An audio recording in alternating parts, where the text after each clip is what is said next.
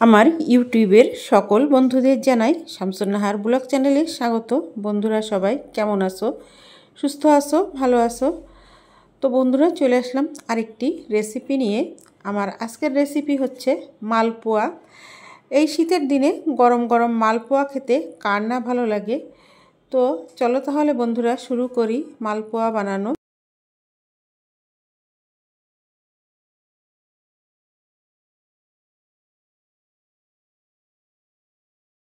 বন্ধুরা এখানে আমার মালপোয়া বানানোর জন্য কি কি লাগছে সেগুলো আমি নিয়ে নিলাম। তো এখানে নারকেল আছে, চাউলের গুঁড়ো আছে, লবণ আছে, গুঁড়া দুধ আছে, গুড় আছে, এগুলোই আর একটা ডিম। তো এখানে আরেক কিছু জিনিস লাগবে আমার। তো প্রথমে আমি দেখো পানি হালকা কুসুম গরম করে নিলাম। কুসুম গরম পানি আমি পরিমাণ মতো ঢেলে নিলাম। আর এখানে আমি দিয়ে দেব লবণ আর গুড়। প্রথমেই আমি দিয়ে দিচ্ছি গুড় পরিমাণ মতো। যে যেমন মিষ্টি খেতে পছন্দ করবে সে সেভাবেই গুড়টা দিয়ে দেবে। তো এটা আমার এবছরের গুড় না, এটা আমার গত বছরের গুড়। এই গুড়টা থেকে গেছে। তো এখন এটা খেয়ে নেব। কিছু একটা তৈরি করে খেয়ে নিতে হবে, তা না হলে গুড়টা নষ্ট হয়ে যাবে। এখন যেহেতু নতুন গুড় উঠে গেছে, তো এখন আবার নতুন গুড় কিনতে হবে। তো পরিমাণ মতো গুড় আমি দিয়ে নিচ্ছি।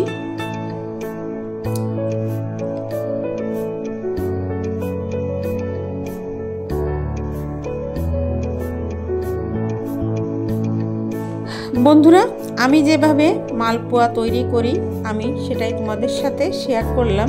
তোমরা প্লিজ একটা লাইক দিয়ে ভিডিওটা কন্টিনিউ করো। তো আমার গুড় দেওয়া হয়ে গেল। এখানে আমি এখন চাউলের গুঁড়া দিয়ে দিব। আমি একসঙ্গে পুরো চাউলের গুঁড়াটা দিব না, একটু একটু করে দেব আর মেখে নেব। তো মালপোয়া তৈরির ক্ষেত্রে এটা কিন্তু আমার শুকনা চাউলের গুঁড়ো। তো আমি কিন্তু এখানে চাউলের গুঁড়োটা ব্যাটার তৈরি করে খুব বেশি সময় কিন্তু আমি রেখে দেইনি। তো রেখে দেইনি তো কি হয়েছে, আমি কি করছি, আমি খুব বেশি করে ব্যাটারটা হাত দিয়ে কচলে কচলে মেখে নিছি। অনেকক্ষণ ধরে মেখে নিলে আর চাউলের গুঁড়াটা বা ব্যাটারটা আর কি অনেকক্ষণ রাখার দরকার হয় না। তো তোমরা দেখতে পাবে ফুলকো ফুলকো মালপোয়াই তৈরি হলো। বন্ধুরা আমি এখন এখানে ভালো করে মেখে নেব। আর বন্ধুরা আমার কথায় একটু সমস্যা হচ্ছে। তো উপকরণগুলো যা যা লাগবে সবগুলো একে একে দিয়ে নেব। আমি কিন্তু ডিমটা এখনো দেইনি। তো এখন আমি ডিমটা ভেঙে দিলাম। আবারও আমি হাত দিয়েই মেখে নেব।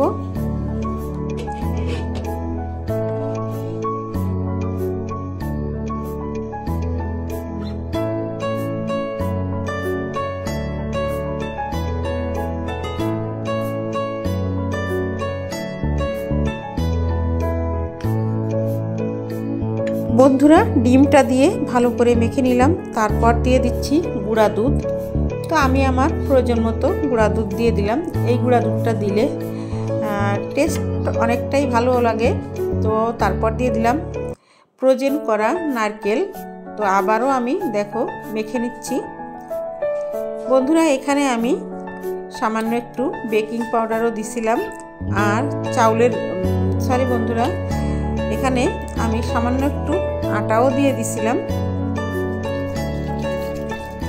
বন্ধুরা সব কিছু দেওয়া হয়ে গেলে এখন আমি দেখতে পাচ্ছ হাতটা ধুয়ে চামচ দিয়ে ভালো করে ব্যাটারটাকে রেডি করে নিচ্ছি।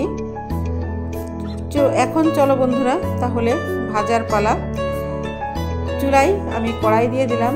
আর কড়াইটা পর্যাপ্ত গরম হলে দিয়ে দিচ্ছি তেল। তেলটা ভালো করে গরম হয়ে গেলে এখন পিঠার ব্যাটার দিয়ে দিলাম। দেখো ফুলকো একটা পিঠা তৈরি হলো। তো বন্ধুরা আমার সঙ্গে থাকো, দেখতে থাকো আমি কিভাবে পিঠাগুলো তৈরি করে নেই। একটা পিঠা দেওয়া থেকে ভেজে তুলে নেওয়া অবধি আমি তোমাদের সাথে শেয়ার করলাম। আবারও আমি পিঠার ব্যাটার দিয়ে দিলাম। আমি এভাবে কয়েকটা পিঠা তোমাদেরকে দেখিয়ে নিব।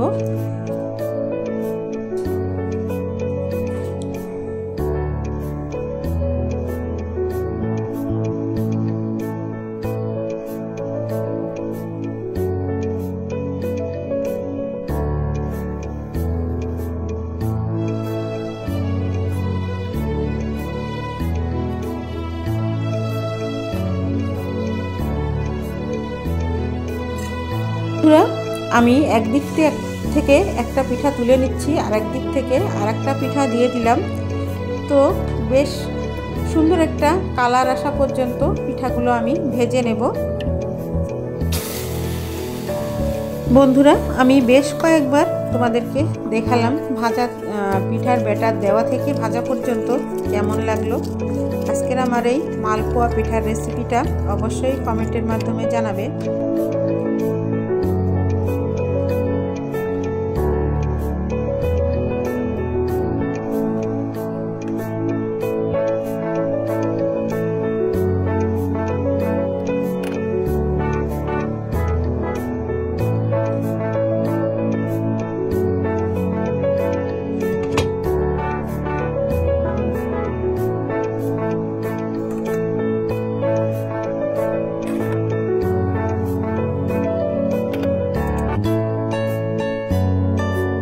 আমার সম্পূর্ণ মালপোয়া পিঠাগুলো ভাজা কমপ্লিট হয়ে গেল।